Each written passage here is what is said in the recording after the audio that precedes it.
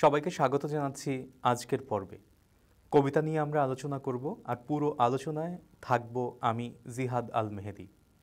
আমরা কবিতা নিয়ে যে আলোচনাগুলো করব সেই আলোচনাটি আধুনিক যুগের বিখ্যাত কবি জীবনানন্দ দাশের একমাত্র প্রবন্ধের বই কবিতার কথা থেকে নির্বাচিত করা।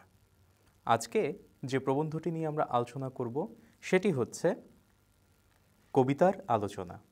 তাহলে আর দেরি কেন, আসুন শুরু করা যাক। সাধারণত কাব্য অথবা কোনো শতক বা শতকাংশের কিছু কবিতা সম্বন্ধে বিশেষ কোনো আলোচনা করা এখন পর্যন্ত সম্ভব হয়ে ওঠেনি আমার। দু চারটে প্রবন্ধ লিখেছি শুধু। আমি আমার নিজের প্রবন্ধ নাড়াচাড়া করে দেখেছি। বিশেষ করে আমার সমসাময়িক এক আধজন কবির আলোচনা পড়ে আমার মনে হয়েছে মোটামুটি কবিতা বা এ দশক সে দশকের কবিতা সম্বন্ধে তারা যা ভেবেছেন বলেছেন সে জিনিস যারা গদ্য সমালোচনা লেখে, কবিতা লেখে না, তাদের মতামতের চেয়ে বেশি সৎ বা অভ্রান্ত বলে সবসময় ধরে নিতে পারা যায় না। কিন্তু তবুও অনুভব করেছি কবিতার স্পষ্ট, কুশল, যথাসম্ভব নির্ভরে চিন্তনীয় আলোচনা সে যুগের কবিদেরই করা উচিত। যাদের মন কবিতা সৃষ্টির জন্য তৈরি নয়, কাব্য আলোচনায় তারা পরিচ্ছন্নতা, পাণ্ডিত্য, ভালো অন্তঃপ্রবেশ দেখাতে পারলেও কবিতা সম্বন্ধে তাদের বোধ, আমার ভয় হচ্ছে, শেষ গভীরতা লাভ করতে গিয়ে প্রায়ই ব্যর্থ হয়, বিশৃঙ্খল হয়ে পড়ে। কিন্তু যে মানুষ কবিতাই লেখে এবং কোনো কোনো কবিতা যার সৎ হয়তো মহৎ হয়, কবিতার সমালোচনাও কি তাকে লিখতে হবে? বাস্তবিক কোনো সফল বা সৎ কবি কি কবিতা লিখতে লিখতে জীবনের কোনো এক স্তরে কবিতা, অন্তত নিজের কবিতা সম্বন্ধে আলোচনা লিখবার তাগিদ বোধ করেন? তার নিজের কবিতা যদি পাঠকেরা বুঝতে না পারে, যদি সে কবিতা তার প্রাপ্যের চেয়েও বেশি নিন্দা পায়, কিংবা যেভাবে ও সংস্থানে প্রশংসা পাওয়া উচিত নয় সেরকম আন্দাজি স্তুতি যদি প্রায় লাভ করতে থাকে, তার কাব্যে কবি কী জিনিস কিভাবে উদ্বোধন করতে চেয়েছেন সে সম্বন্ধে পাঠকের অল্প বেশি অভিজ্ঞতা থাকলেও এই কবিতা পাঠে তা মোটেই জেগে উঠছে না। এসব ব্যাপার যখন টের পাওয়া যায়, তখন কবি নিজের কবিতা সম্বন্ধে হয়তো কিছু আলোচনা লিখে সেই কবিতা শরীর ও তার অন্তর সম্বন্ধে যতদূর সম্ভব পরিষ্কার একটা সূত্র পাঠককে ধরিয়ে দিতে চেষ্টা করতে পারেন। কিন্তু অনেক কবি এদিক দিয়ে কোনো তাগিদ বোধ করেন না। কবি তাগিদ তার কবিতার লেখার শুধু। কবিতা ভালো করে লেখা হলো কি না তারও তাগিদ। ভালো করে লেখা মানে নিজের পছন্দকে খুশি করে লেখা নয়, শুধু নিজের বোধকে তৃপ্ত করে লেখা। কোনো খাঁটি কবির এ ধরনের বোধ যদি সত্যিই তার কবিতা রচনায় তৃপ্ত হয়েছে বলে বোধ করতে পারেন তিনি, তাহলে সে কবিতা পড়ে পাঠক, তার যুগের প্রায় সমস্ত পাঠকও অন্ধকার দেখতে থাকলে কবি কি করবেন? তার সত্য কথা সার্থকভাবে বলেছেন তিনি। অন্যরা যদি তা ধারণা না করতে পারে, এই কবিতার শরীর ও ভেতরের বেদ সম্বন্ধে যদি তার আপত্তি থাকে, নিজের কাব্যকে সব পাঠকের কাছে আরও পরিষ্কার করে তুলবার জন্য পুরনো অভ্যস্ত কাব্য শরীর ও অর্থের দিকে ফিরে যাবেন। তার চেয়ে তাকে কবিতা লেখা থামিয়ে রাখতে হয়। নিজের কবিতা, পূর্বজ ও ঈষৎ পূর্বজ কাব্য এবং আজকের কবিতা সম্পর্কে এক আধ দিন নয়, কিছুকাল ধরে গদ্য আলোচনায় নামা দরকার হতে পারে তার। কিন্তু এরকম অবস্থায়ও খুব কম কবি নিজের পরের বা এমন কাব্যেরই অন্তঃশরীর স্থির করবার কাজে গদ্য লেখায় উৎসাহ বোধ করেছেন। কবিতা লিখে গেছেন অবশ্যই। অনাদৃত কবিতা লেখা শেষ হয়ে গেলে আরও সদ্যপাতি কবিতা, চারিদিককার প্রতিকূলতায় চাপা পড়ে না যাওয়া পর্যন্ত, কিংবা কিছুতেই চাপা না পড়ে মৃত্যু পর্যন্ত। কবিদের চিন্তার স্বভাব প্রায় এই যে কবিতার আলোচনা লেখা অনুভূতি শিক্ষা ও নিরীক্ষায় পারদর্শী সমালোচকের কাজ। কবিতা লেখা কবির কাজ, সমালোচনাও সে লিখতে পারে, কিন্তু সে জিনিস প্রথম আকর্ষণ ও ভালোবাসায় খুব সম্ভব লেখা হয় না। প্রাথমিক দায়িত্ববোধের কোনো কোনো ক্ষেত্রে নয়তো লেখা হতে পারে। সৎকবির নিজের দিব্য অন্তঃকরণকে পরিতৃপ্ত করে লেখা কবিতা তার একমাত্র ভালোবাসা ও দায়িত্বের জিনিস। কিন্তু দিব্য অন্তঃকরণ যে বাস্তবিক নির্বস্তু নয়, সেটা স্বীকার করা সম্ভব হলেও অন্তঃকরণকে তৃপ্ত করে লেখা কি জিনিস? এ প্রশ্নের যথাসম্ভব পরিষ্কার উত্তর দিতে হলে একটা আলাদা সন্দর্ভের দরকার হতে পারে, কিন্তু এই প্রবন্ধে সে অবসর নেই। এক আধ কথায় বলা যেতে পারে যে, যে কালের যে সমাজে ও যে বিসারে কবি রয়েছেন এবং যে সময়ে যে সমাজে যে বিসারে তিনি ছিলেন না, কিন্তু তবুও যে জিনিসগুলো রয়ে গিয়েছিল, আছে, থাকবে, সেসবের অভিজ্ঞতা সম্পর্কে সৎ কবি তার প্রতিনিয়ত শিক্ষিত মনকে আরও বেশি শিক্ষিত করে নিচ্ছেন, যা স্বভাব প্রতিভা বলে মনে হয়েছিল সেটাকে আরও স্থির ও বিশুদ্ধ করে। এই সবের থেকেই তাঁর কবিতার জন্ম হচ্ছে, এগুলোর যথাযথ দাবি মিটিয়ে। যদি কবি মনে করেন তার কোনো একটি বিশেষ কবিতায় এই শিক্ষিত অনুভূতি ও অভিজ্ঞতার প্রয়োজন ঠিকভাবে স্থির করতে পারেননি তিনি, ফলে কবিতার ধর্ম নষ্ট হয়ে গেছে, শরীরও অনেক পরিমাণে কিংবা শরীর উপর উপর অক্ষুণ্ণ রয়েছে কিন্তু ধর্ম নেই, তাহলে সেই কবিতায় চরিতার্থ বোধ করবেন না তিনি। কবিতাটিকে কেটে ফেলতে হবে কিংবা শোধরাবার দরকার। কিন্তু যে কবিতায় সেসব দাবি ও দরকার ঠিকভাবে রক্ষা করা হয়েছে, নিজের সেই কবিতায় সিদ্ধ হয়েছেন, অনুভব করতে পেরেছেন কবি। তার স্বভাব ও শিক্ষায় অব্যয় স্পষ্টতায় লেখাই কবিতা। কিন্তু এই শিক্ষিত স্বভাব আরও ভালো ও উন্নত হতে পারে কি না, এর উত্তর সোজাসুজি না দিয়ে বলতে পারা যায়, সৎ কবির স্বভাব ও শিক্ষা ক্রমেই বদলাচ্ছে। এই বদলানোটাই প্রাণতত্ত্বের নিয়ম। কবিতারও খুব সম্ভব প্রাণের পরিচায়ক। শিক্ষিত স্বভাবের অব্যয় স্পষ্টতায় আজ যে কবিতা সৃষ্টি হচ্ছে তাঁর, সেটা তাঁর কবি জীবনের একটা পর্যায়ের ভিতর পড়ল, অন্য সব পর্যায় পরে আসছে। পরের পর্যায়গুলো আজকের পর্বের চেয়ে উন্নত বা ভালো হতে পারে, নাও হতে পারে, খারাপও হতে পারে, কিন্তু বিভিন্ন। কবিতার সারাৎসার মর্মের দিকে দেখতে গেলে শেষ লেখা পূরবীর চেয়ে উচ্চে অগ্রসর বলতে পারা যায় না, অথবা পূরবীকে বলাকার চেয়ে কিংবা টেম্পেস্টকে আগেকার ট্র্যাজেডিগুলোর চেয়ে প্রগতি গভীর বলবো। কাব্যে অগ্রসর মানে এক পর্যায় থেকে পর্বান্তরে গমন, ফলে মহত্তর কবিতা পাওয়া যেতে পারে, নাও পাওয়া যেতে পারে। কবিতা আগের চেয়ে খারাপও হয়ে পড়তে পারে, কিন্তু কবির কবিতার পরিবর্তন হয়েছে বলতে পারা যায়। আগ্রহ থাকলে সৎকবির শিক্ষার পরিসর ক্রমে বেড়ে যাবে, এ কথা ঠিক, কিন্তু গভীরতর হবে কিংবা সেই শিক্ষা কি কবি স্বভাবকে গভীরতরভাবে ব্যবহার করতে পারবে?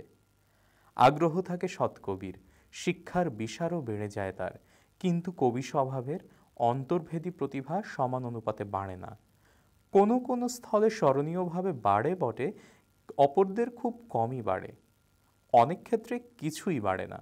কিন্তু চেতনা আরও সজাগ ও শিক্ষা আরও বেশি বেড়ে যাওয়ায় কোনো কবির কবিতা তার আগেকার কাব্যের চেয়ে তবুও যদি ভালো না হয়, এমনকি খারাপ হতে থাকে, তাহলে কবিতার নামে প্রায় দর্শন সন্দর্ভ পাওয়া যাবে তার কবিতার ভেতরে। বুঝতে পারা যাবে ক্রমেই অনুশীলনের ফলে ভালো করে শিক্ষিত হয়েছে বটে মন ও অভিজ্ঞতা, কিন্তু কবি স্বভাব দুর্বল হয়ে পড়েছে। সকলেই কবি নয়। কবি স্বভাব বলে একটা জিনিস অবাস্তব নয়। কবি স্বভাব ক্রমেই শিক্ষিত ও শুদ্ধ হয়ে প্রতি পর্যায়ে কবিতার সারাৎসার রেখে যেতে পারে। এরকম পর্যায় থেকে পর্যায়ে তার প্রাণনা চলতে পারে কবির মৃত্যু পর্যন্ত। আগেরটা কলরিজের হয়েছিল, আরও অনেকের, আমাদের চোখের সামনে এখনো হচ্ছে। পরেরটা রবীন্দ্রনাথের। কিন্তু এসব অনুতর্কের ফলে তাহলেও বুঝতে পারা গেল, কবির সহজাত গুণ থাকলেই হলো না, সহজাতর ফলে তিনি যাকে বলা হয় স্বভাব কবি সেটা হতে পারেন। অনেক কবি আমাদের বা অন্য দেশে এরকম। লোককবিতা বলতে যা বোঝায় আমাদের দেশে সেটা ভালো জিনিস, কিন্তু নিজের স্বভাবগুণকে আরও শিক্ষিত, ক্রমেই বেশি শিক্ষিত করে নিয়ে ঢের বেশি পরিণতির দিকে চালিয়ে যেতে পারা যায়। অনেক বৈষ্ণব কবির সহজাত কবিত্ব ছিল, শিক্ষিত হয়েছিল, কিন্তু তত বেশি শিক্ষিত দেশ সমাজ সেকালের বৈজ্ঞানিক দার্শনিক জ্ঞান ও প্রস্থান সম্পর্কে শিক্ষা দীক্ষায় সেরকম কিছু সিদ্ধ হয়ে উঠতে পারেনি। রবীন্দ্রনাথের সহজ কবিত্ব ছিল, কিন্তু এই স্বভাব ধর্মকে রবীন্দ্রনাথ নিবারণ পণ্ডিত কিংবা গোবিন্দচন্দ্রের স্তরে ফেলে রাখেননি। পৃথিবীর ও নিজের জীবনের ক্রমিক অভিজ্ঞতায় কোন অভিজ্ঞতার কি মূল্য, সেই চেতনায় বিজ্ঞান কি দিতে পারছে, পারবে, জ্ঞান কি দিল, এই সব অন্তঃসারের ভেতর দার্শনিকের মতো অতটা সচেতন ও পুঙ্খানুপুঙ্খভাবে নয়, কান্টের মতো বা মার্কসের মতো নয়, কিন্তু তবুও সহজ কবিগুণকে তিনি সজাগ ও তপশক্তিশীলভাবে শিক্ষিত ও অনুভূতিঘন ও সুস্পষ্ট করেছিলেন। যে কোনো সৎ কবিতাই স্বভাব কবিতা, কিন্তু যেখানে কবির অভিজ্ঞতা কম, দু চারটের চেয়ে বেশি অভিজ্ঞতার ভার বহন করবার শক্তি নেই, কিংবা দু চারটে অভিজ্ঞতাকে দেশকালের ভেতরে তলিয়ে অল্প বেশি স্পষ্টতায় দেখবার ক্ষমতা নেই, সেখানে স্বভাব কবিতা তার প্রথম স্তরে অভিজ্ঞতা বেড়ে যাবার সঙ্গে সঙ্গে আরও বেশি সিদ্ধির স্তরে পৌঁছানো সম্ভব। কিন্তু অভিজ্ঞতাকে আজকের সমাজ ও সবসময়ের সমাজ, একাল ও সবসময়ের পরিপ্রেক্ষিতে ঠিক জায়গায় বসাবার ও প্রতিটি অভিজ্ঞতার সত্য মূল্য স্থির করবার ক্ষমতা না থাকলে অভিজ্ঞতা গাণিতিক সংখ্যায় বেড়ে যেতে পারে, জীবনের প্রয়োজনে বাড়ে না, ছোট আঁধারের তলদেশেও পৌঁছয় না, স্বভাব কবিতা প্রথম স্তরে থেকে যায়। কিন্তু নিজের স্বল্পতায় মুছে না গিয়ে বা নিজের বেশি বাহুল্যে চাপা না পড়ে কবির অভিজ্ঞতাগুলো যখন নিজেদের ভেতরে সঙ্গতি খুঁজে পাচ্ছে, তখন মনে হয় কবির সত্তার থেকে উৎসারিত দানে তারা শিক্ষিত হচ্ছে, নিজেদের সম্প্রদান করে তবুও বিক্ষণে গভীর শিক্ষায় সফল ও শুদ্ধ করে তুলছে কবিকে। কবিদের ব্যক্তিত্বের স্তরভেদ রয়েছে, যার ফলে কোনো কোনো কবি অনেক অভিজ্ঞতার ভিতর দিয়েও চলে গিয়ে দু চারটের বেশি ঠিকভাবে গ্রহণ করতে পারে না। জীবনের বা কবিতার দরকারে আরও বেশি পারে কেউ কেউ, তার চেয়েও বেশি পারে, সবচেয়ে বেশি পারে। কবিদের ব্যক্তিত্বের ক্রম রয়েছে, টের পাওয়া যায়। অভিজ্ঞতাকে কতদূর পর্যন্ত কি হিসেবে ব্যবহার করে কীরকম কবিতা কিভাবে সিদ্ধি লাভ করলো, সেটা স্থির করে কবিদের উৎকর্ষের ক্রম ঠিক করা যায়। সহজ বা স্বভাব কবিতা হলেই হলো না, সে কবিতা কীরকম স্বল্প অভিজ্ঞতার স্বচ্ছ অনুভূতি বা অনেক বেশি অভিজ্ঞতা ও স্পষ্ট ব্যাখ্যা কীরকম মন্ত্রের মতো সিদ্ধ হয়ে রয়েছে সেখানে, সেটা দেখাবে। কবিদের ব্যক্তিত্বের উচ্চ নীচ পার্থক্য অনুসারে একই রকম এবং একই সংখ্যার অভিজ্ঞতার এরকম বিভিন্ন ব্যবহার হয়, যার ফলে কবিতাকে চলনসই মনে হয়। ওর কবিতাকে সুন্দর, তার কবিতাকে সৎ, আরেকজনের কবিতাকে মহৎ, এত পৃথক তাৎপর্য ও প্রতিভার কবিতা সৃষ্ট হয়। কিন্তু ব্যক্তিত্বের ছোট বড় স্তর থাকলেও নিজের সহজাত শক্তিকে কেবলই অভিজ্ঞতার সম্মুখীন করা বা স্বল্প সময়ের ব্যাসে সিদ্ধি লাভ করে বড় সময়ের ভেতরে তারপর তাকে নিয়ে যেতে পারা যায় কি না, আজকের সমাজের সমস্ত পরিধিটাকে ধারণ করতে পারা যায় কি না, অতীত সমাজের অন্তঃশীল বিষয়কে এসব অনুসন্ধানের সময় ও বিসারের ও মানুষের আরও কাছে নিয়ে আসতে পারে কি না, যাতে আগের চেয়ে বেশি সত্য বেশি পরিষ্কারভাবে আয়ত্ত হয়, তার আয়ত্ত হলে যেন তা দর্শনের শিখর না হয়ে বসে, সে বিপদ কাটাতে পারলে কবিতায় ভালো ফল পাওয়া যায়, কবিতার নতুন পর্যায় তৈরি হয়, কিংবা পুরনো অধ্যায়ের ফাঁকা জায়গাগুলোর সম্ভাবনার ক্ষেত্র পড়ে থাকে না তেমন। সৎ কবিতায় পরিণত হতে থাকে অল্প বেশি জনিতা কবির ব্যক্তিত্বের তারতম্য অনুসারে। নিজের অল্প অভিজ্ঞতার পটে কম বেশি গভীরতা প্রতিফলিত হয়েছে। অভিজ্ঞতা বাড়াতে গেলে বিশৃঙ্খল হয়ে পড়বার সম্ভাবনা আমাদের দেশের কবিদের ভেতরে এদের সংখ্যাই বেশি। বাংলাদেশে আধুনিক কবিতার যে কাল চলেছে, সেখানে বিশাল অভিজ্ঞতা মহৎভাবে শিক্ষিত এরকম কাব্য খুব সম্ভব নেই। আছে কম বেশি অভিজ্ঞতা সৎ নিয়মে শিক্ষিত এরকম কবিতা রয়েছে কম না, বেশি অভিজ্ঞতা বিশেষ বিশৃঙ্খলার সৃষ্টি করেছে কাব্যে এ জাতীয় কবিতা অনেক আছে।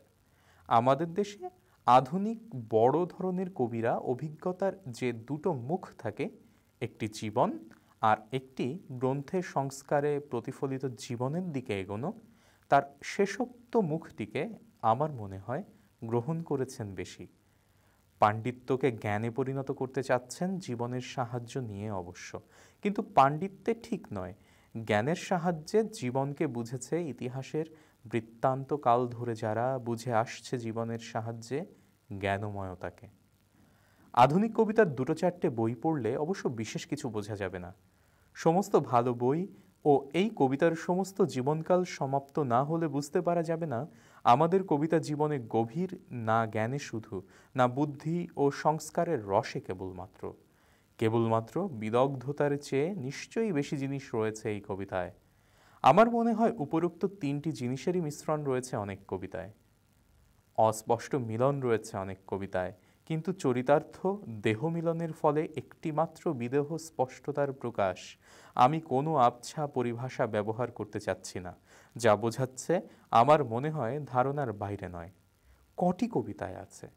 মহৎ কবিতা জ্ঞানে গভীর নয় শুধু, অথবা প্রাকৃত জীবনের ব্যাপার নিয়ে নিবিড় নয় কেবলমাত্র, কিন্তু এই দুই জিনিস মিলে এক হয়ে গেছে সেখানে এমনই আত্মিক নিবিড়তায় ও গাণিতিক শুদ্ধতায় যে সহসা মনে হতে পারে মিলনোৎপন্ন কবিতা জ্ঞান নয় আর জীবনও নয়, যেন জীবনের সঙ্গে সমান্তরাল জিনিস, কিংবা জীবনকে কোনো আলাদা জগতে নিয়ে নতুন করে তাকে সৃষ্টি। কিন্তু তবুও কবিতাই পৃথিবীর এই জীবনের যত নিকটে, কোনো আলাদা জগৎ বলতে যা বোঝায় তার তত নিকটে নয়। কবিতা জীবনের থেকে কিছু দূরে, সেটাকে লক্ষিত করে রাখবার জন্য নিজের বা পাঠকের মনে কোনো সমান্তরাল রেখা আঁকা দরকার মনে করে আলোচক অযথা আনুষ্ঠানিক হয়ে পড়তে পারেন। কারণ জীবনের যত কাছে কবি ও তার সংজ্ঞাকে নিয়ে আসতে পারা যায়, তত তাকে শিল্প প্রসাদে শুদ্ধ করা সম্ভব। নিছক শিল্পের কাছে নিয়ে গেলে সেরকমভাবে সম্ভব হয় না।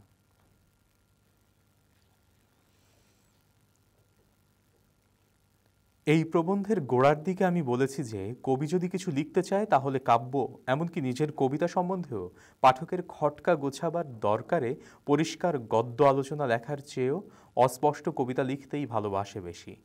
কবিতা লেখা চাই, প্রবন্ধ হয়তো পরে লেখা হবে, অথবা প্রবন্ধে কোনোদিন হাত দেওয়া হবে না হয়তো। কিন্তু লোকে যদি কবির কবিতা কোনো সঙ্গতি ধরতে না পেরে ব্যাহত হতে থাকে, তাহলে নিজের বিবেকের কাছে খাঁটি থেকে নতুন কবিতা লিখতে নিরুৎসাহ বোধ করে না কবি। বিবেক বা উপলব্ধির কোথাও কোনো ছিদ্র আছে কিনা বিচার করে দেখে, ভুল শোধরায়, বিশুদ্ধ করে, পুনরায় কবিতা লিখতে চেষ্টা করে। কিন্তু এসব কবিতা কি কি করে রচিত হয়, কবিতার কি কি কাজ হয়, খুব আশ্চর্যের বিষয় এ সম্বন্ধে নিষ্কবি গদ্য সমালোচকেরা অনেক সময় এমন অজর দৃষ্টির প্রমাণ দিতে পারেন যে কি করে তা দিতে পারেন ভেবে কবির আত্মস্থ মন মাঝে মাঝে ভেঙে পড়ে খুব সশ্রদ্ধ ও সত্য বিস্ময়ে। অথচ সেসব লেখকেরা এক লাইনও কবিতা লেখেননি। আমি নিজে এদের কারো কারো প্রবন্ধ পড়ে অবাক হয়ে ভেবেছি কি করে কবিতা সৃষ্টি হয়। সমস্ত প্রণালীটার ঘাটে ঘাটে হাত টিপে সত্য কথাই বলেছেন তারা, এবং এমন কোনো কোনো কথা বলেছেন যা অসার বলতে পারি না। কিন্তু তবুও কবিতা সম্বন্ধে বড় সত্যার্থী আলোচনা কবিদেরই করা উচিত। সৎ কবিদের নিজেদের অনুভূতি ও চিন্তার কবিতাত্মক প্রয়োগ থেকে তাদের খুলে নিয়ে অন্য প্রয়োগে কবিতা সম্পর্কে আলোচনায় মাঝে মাঝে নিয়োজিত করা দরকার।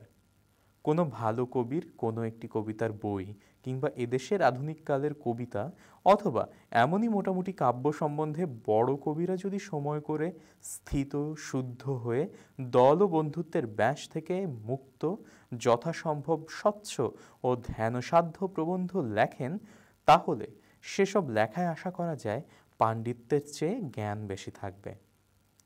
পাণ্ডিত্যে অর্ধসত্য ঢের, জ্ঞান সত্যের বেশি নিকটে। পাণ্ডিত্যের চেয়ে জ্ঞান পরিচ্ছন্ন। লাভ হবে অন্য কবিদের, কবিতার পাঠকদেরও। আমাদের দেশে গত 10-15 বছরে দেখা গেছে এমন সব লোককবিতা, সঙ্গীতি, মজলিসি, সমাজকথা, দেশ বিদেশের মানে ও মেজাজ সম্বন্ধে একই নিঃশ্বাসে ভাষ্যকারের ভূমিকায় এমন আশ্চর্য সিদ্ধি দেখিয়ে গেছেন যে কবি ও কবিতা কতগুলো কবিতার বই ও সংকলন সম্পর্কে অনেক আধা আধি সত্য ও অস্পষ্ট ধারণা এখনও জেদ টানছে। ভাষ্যকারদের কোনো অসৎ লক্ষ্য ছিল না, কিন্তু সাহিত্যে, বিশেষ করে কাব্য সম্বন্ধে কোথাও কোথাও কিছু কিছু নির্ধারণ শক্তি থাকলেও কাব্যের দরকারি পটপরিসর সম্পর্কে বই পড়ে কিছু জ্ঞান সঞ্চয় করলেও সেই পটভূমির ভেতরে স্বভাবত বাস করবার রুচি বা ক্ষমতা ছিল না তাঁদের। এর ওর কবিতা বা এই সেই বই বা সংকলন নয়, দেশ ও সময়ের মোটামুটি কবিতা সত্যে আত্মস্থ হতে পারলে নিজেও একটি সৎকাব্য সৃষ্টি করতে পারে মানুষ, যে প্রেমে ও বোধে সেই নির্মল অব্যর্থ গুণের অভাব দেখা গেছে। এরকম মানুষদের হাতে কোনো যুগের কোনো দশকের কাব্যের বড় সমালোচনা ছেড়ে দেওয়া উচিত নয়। গত 15-20 বছর একালের বাংলা কবিতার সমালোচনা এদের হাতে অর্পিত ছিল দেখেছি। আসছে 15-20 বছর কবিতার বড় সমালোচনার কর্তৃত্ব এদের হাতে ফিরে যেতে পারে। আবার সমালোচনার ক্ষতি হবে, তাতে কবিতারও ক্ষতি হবে। পাঠকেরা ভুল জিনিস চাইবে কবিতার কাছ থেকে। যেসব কবি লোকপ্রিয় হতে চাইবে তারা কি ঠিক জিনিস দিতে পারবে? তাদের যদি প্রতিভা থেকে থাকে তাহলে আশঙ্কা হচ্ছে অপসমালোচনার ফলে সেটার সঠিক ব্যবহার না হওয়ার সম্ভাবনা খুব বেশি। যে কবিরা প্রতিভায় আত্ম আলোচনায় আরও স্থির তাদেরও খুব সম্ভব নির্বেদ বেড়ে যাবে। অপজাত সমালোচনার জাতক পাঠকদের দিকে তাকিয়ে সেসব কবিদের মনের আলো বেশি দিন কি তাদের রক্ষা করতে পারবে? কবিতার সমালোচনা কেবলই ভুল ও খারাপ হলে দেশে সেই সমালোচনা সাধারণ পাঠকের ব্যবহারের জন্য আলোচনা বেদ সৃষ্টি করতে পারে। তাতে বড় কবিদের কবিতাও নষ্ট হয়ে যেতে পারে, কিংবা এমন দিকে মুখ ফেরাতে পারে যাতে কবিতার সুধী ও বিবেকী পাঠককেও ফাঁপড়ে পড়তে হতে পারে। কবিতার শিক্ষিত ও সুস্থির পাঠক হয়েও কোনো লাভ নেই এই সব মুষ্টিমেয় পাঠকদের এই উপলব্ধির ফলে একদল বিভ্রান্ত শতসিদ্ধ পাঠক ছাড়া আর কেউ বড় বেশি থাকে না কবিতা পড়বার জন্য। কতগুলো লোকপ্রিয় বা তেমনই অলোকপ্রিয় স্পষ্ট কবিতা বা এদের মাঝামাঝি অনেক কবিতা সংকর পড়তে পড়তে অবশেষে মনে হতে পারে দেশে কবিতার যুগ খুব সম্ভব শেষ হয়ে গেছে। বড় কবিরা অসৎ সমালোচনা অগ্রাহ্য করে প্রায় বিপদ উত্তীর্ণ হতে জানে, কিন্তু সেসব কবিরা ততটা সৎ হতে পারেনি, হয়তো হতে পারত। তাদের সম্ভাবনা যাতে নষ্ট না হয়ে যায়, পাঠকদের দিক থেকেও খারাপ কবিতার থেকে ভালো কবিতা এবং সব কবিতার থেকেই মহৎ কবিতা চিনে নেবার আগ্রহ যাতে ক্রমেই শিক্ষিত এবং চিনে নেওয়ার প্রয়োজন আছে, এই বোধ যাতে ক্রমেই নির্দিষ্ট স্বভাবে পরিণত হতে পারে, এজন্য কোনো এক যুগে বা দশকে দুদশকে কাব্য সম্বন্ধে পরিষ্কার কথা বলা, কি কবিতা পাওয়া যাচ্ছে না বা যা পাওয়া যাচ্ছে তার মূল্য কি, অভিজ্ঞ কবিদেরই এসব স্থির করা দরকার। কবিতা লেখবার জন্য দরকারি অনুভূতি ও জ্ঞান থেকে সমালোচনার বেলায় তেমনি জ্ঞান পরিসরের ও তার গভীরতার কিছু বেশি স্পষ্ট যুক্তি আলোকিত দ্বিতীয় স্বরূপের দিকে মাঝে মাঝে নিজেকে নিবিষ্ট করে রাখা দরকার কবির। ইংল্যান্ডে কবিতা পাঠের বিশেষ সমালোচনায় কবিদের নিয়ে ধারাবাহিকভাবে করা হয়েছে। ড্রাইডেনের পর জনসন, তারপর কোলরিজ, অল্প পরিসরে খুব বিখ্যাতভাবে ওয়ার্ডসওয়ার্থ, পত্রের ভিতর দিয়ে কিটস, ডিফেন্সে শেলি, পরে আর্নল্ড, ইয়েটস ও পাউন্ড, আজকাল এলিয়ট। আমাদের দেশেও ঈশ্বরগুপ্ত, পরে বঙ্কিম, তারপর রবীন্দ্রনাথ, তারপর প্রমথ চৌধুরী। প্রমথ চৌধুরীর পর কবিতার সম্বন্ধে ততটা স্বচ্ছ নয়, কিন্তু তার চেয়ে বেশি নিশ্চিত, বেশি মর্মগ্রাহী আলোচনা এক আধজন যাঁরা করেছেন তাঁরা আরও ভালো কবিতা লিখবেন আশা করা যায়। যা লিখেছেন তার অনেকখানি অসৎ নয়। কিছু কাব্যকে কেউ কেউ মহৎ বলবে, সময় কি বলবে স্থির করবার জন্য আরও কিছু সময়ের দরকার। সুধীমণ্ডলী, এতক্ষণ পর্যন্ত আমরা যে প্রবন্ধটি পড়লাম সেটির নাম কবিতার আলোচনা। 1950 সালে এই প্রবন্ধটি প্রকাশিত হয়েছিল। আধুনিক যুগের বিখ্যাত কবি জীবনানন্দ দাশের প্রবন্ধের বই কবিতার কথায়। আমরা সামনে আরও বেশ কিছু প্রবন্ধের পর্ব আপনাদের সামনে উপস্থাপন করব, প্রবন্ধ নিয়ে আলোচনা করব, প্রবন্ধ পাঠ করব। সে পর্যন্ত আমাদের সাথেই থাকুন। ধন্যবাদ।